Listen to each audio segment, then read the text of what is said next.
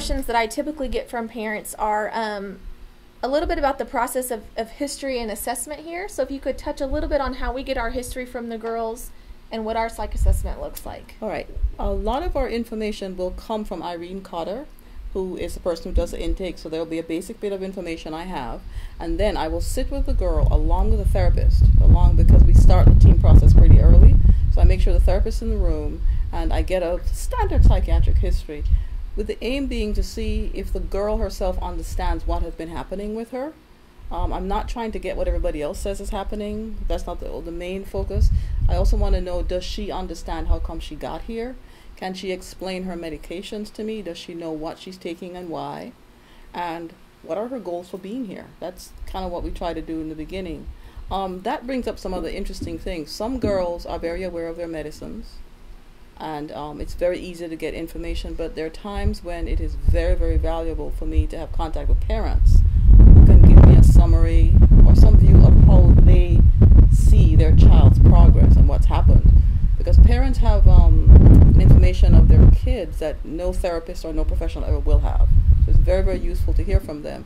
That gets us in a little bit of an interesting issue, because if the kids are over 18, I theoretically don't have to ask parents permission to do whatever I want to do to change medicines along with this child. But I prefer to have parents involved. And I strongly suggest that parents, like within the first week or so, try to set up at least a 30-minute meeting so they can let me know what their concerns are, sometimes what their previous experiences with psychiatrists are. Sometimes parents have worries that we're going to over-medicate their kids. I mean, reasonable things. So can they talk to me about some of that? So in that first hour assessment, you don't typically change medications or change anything about their medications? Not unless it's a really gross problem. One, I prefer to have a rapport with the child, with the client before I change medicines. And also, I think it's a bad idea to change medicines when somebody walks in the door. I typically see them within 7 days of getting here, and I think they need to adjust to us and we need to adjust to them before I go around fiddling with pills. However, if somebody's falling asleep all day, right, I might alter something. And you don't ever change or alter anything without them knowing. So we're going to see them again before we change. No, they have to be. One of the things we really, really try to do here, because very often we get girls here who can't tell me why they're taking what. Mm-hmm. You know, I'm just on these pills and somebody told me to swallow them. And I don't think that's helpful to what Fulshear Ranch Academy is trying to do. Mm-hmm. So I like them to have more involvement, to understand what they're doing. So nothing is going to be changed unless there's been a discussion. Right. With the whole team. With their therapist and me and the client. Right. What would determine changing a medication? The student coming in and just telling you they need it, or how do you determine what changes to make and when? Again, here we go back to that team thing.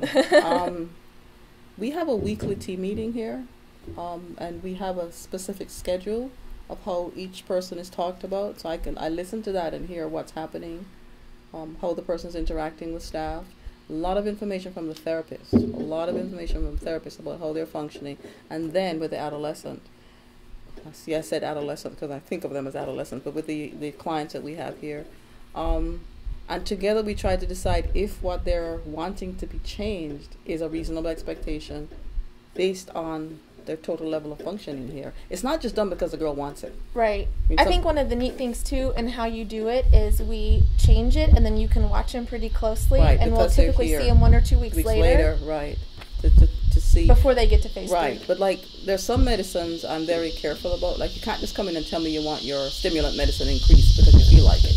Right. Or you can't just come in and tell me I should give you more anxiety medicine, particularly if it's something that could be habit forming.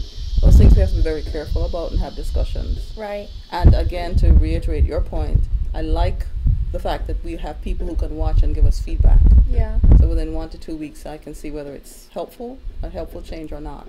I think part of the goal of Fulshear Ranch and what I try to get to the client and get to the parents in the beginning is when they come in and they see you in phases 1 and 2, and then when they come in phase 3, we try to go more towards what it's going to be like in the real world. Right. So they have to make appointments with you and meet with you and schedule that. Stay on top of their medications. Tell me when refills are necessary. Like somebody texted me or emailed me this week and said my medicines are about to run out. She didn't do it as quickly as I would have liked, but the point is she's getting the idea that she needs to be responsible. As opposed to people doing it for her, which is typically what I'll do on this Right. side of it.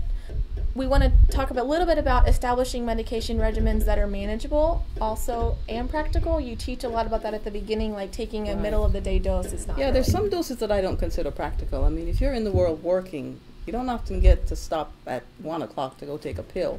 So I try to do twice a day or just once a day dosing to help the girls with that, so that they'd be more likely to continue with the medication regimen. Yeah. What happens when a girl comes in with like a laundry list of medications where they've tried everything and nothing's fixed the problem? How do you address that situation? I wait a month before I say anything. Because some girls who come here are, in a way, quite attached to their medicines and they really believe they work. Once you've developed a rapport and they've been in some of the groups, etc., you can start introducing them to the idea that maybe it's possible that if the meds worked, we wouldn't be here talking about it. So we start looking for other reasons for why. Let me use mood swings, because that's a very, very common example. It's very difficult for some people to grasp the idea that their moods swing because of what they're thinking, right? And very often they're given pills to manage that kind of mood swing. And it doesn't work. Pills do not work for that kind of mood swing. Teaching people to manage their thinking or to use their thinking to manage their feeling is what's really helpful. And my experience here has been that over time it gets easier and easier for girls to see that distinction. When that happens, we can start cutting back. Yeah, and that's really true in how they request appointments. In the beginning, it's very much, Dr. Clark will fix this, and later you see them less often because they realize their skill fixes it. Right, and then some of them start coming in and say, can we, I don't need this, can we cut this back, can we cut this back? I love that when that happens. Here's one other thing I thought it would be useful for parents to know, that whenever their daughters are discharged, that we do provide at least a month, sometimes 2 months worth of medications and refills, so they're not stuck on the other end waiting to get back to a psychiatrist, because we do want a continuity, a smooth continuity of treatment. And you're always open to like email or a phone call from a new psychiatrist should they need it. Should they need it, yeah. If they need the psychiatrist to call me to discuss what I've done with the medicines, that's very open. Actually, I'm open to it on the front end too, because we've called psychiatrists who've referred people here and just wanted to hear their experience. Do you treat Fulshear Ranch girls after graduation? Usually I try not to. I usually send them back to their former treaters. One of the things you said earlier too is that we get kids here on a laundry list of medications very often, because people are desperately trying to find some way to get these young ladies to function. Some of those medications have side effects that I tend to think of as intolerable, and some of the girls do. And since we treat mainly females, weight gain is a major issue. Right. So there's some medicines, weight gain and tiredness, and some of these medicines sort of make people foggy. So those are things I also look for as I'm going through the medications. People come in with complaints, I'm tired all the time, so I have to look at the medication list and say, now, could these medicines be contributing, and is there anything we could do about that?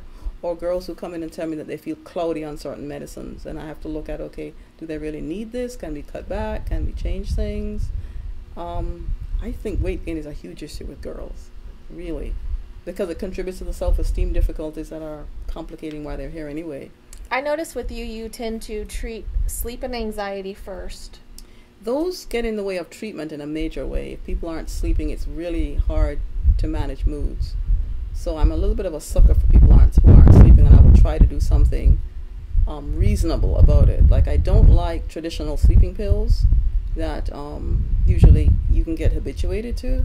So I tend to use slow doses of antidepressants. And anxiety, chronic anxiety, I will treat up to a point. If it's disabling, sometimes medication is necessary just to bring it down a little bit. But ultimately, you have to practice techniques to manage anxiety. It's not a pill thing. Right.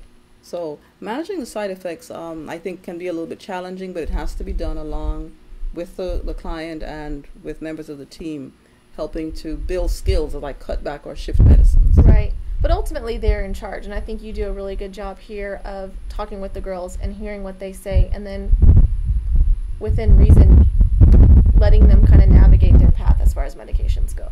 What feels right, what feels wrong.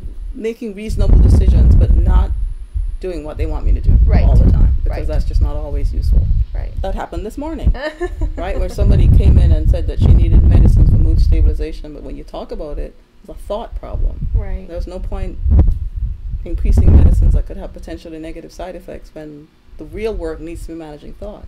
Right. We've touched on a lot of things in just discussing how we manage medications here at Fulshear. But just to summarize for parents, because I just wanted to find a way to try to help people understand kind of how we do it. But one of the main things we do is to try to understand what medicines are needed and exactly what this person needs. We do not focus on using pills for problems. We try to empower the girls to use their thought process to manage themselves too. We do not believe that medications are the sole answer to problems here. We understand that medications are necessary in some case, but we would like to balance that with a healthy understanding of how this person functions and how they can use their thought process to manage themselves.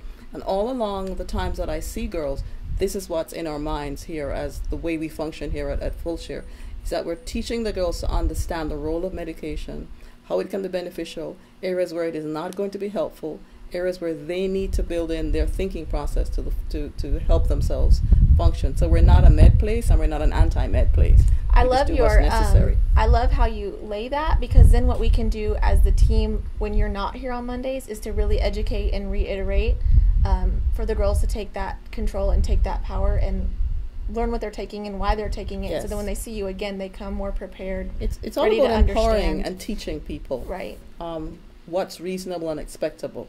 Right. And what are the limits of what medicines can do and what are the limits of what they absolutely cannot do. Yeah. So that we don't teach kids to focus on pills as a solution here. Right. We absolutely do not do that. Right.